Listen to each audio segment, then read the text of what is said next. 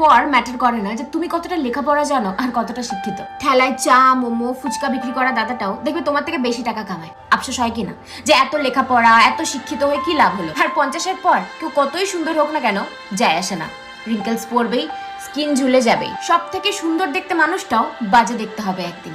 তোমার মনে হবে যে সৌন্দর্য দিয়ে কিছু হয় না, কারণ এটা চিরস্থায়ী নয়। আর 60-এর পর তুমি কত বড় ইনফ্লুয়েন্সিয়াল ব্যক্তি হও না কেন, তুমি কত বড় পোস্টেই ছিলে না কেন, সেই অফিসের দারোয়ানও তোমাকে আর পাত্তা দেবে না, কারণ তুমি আর পাওয়ারফুল নও।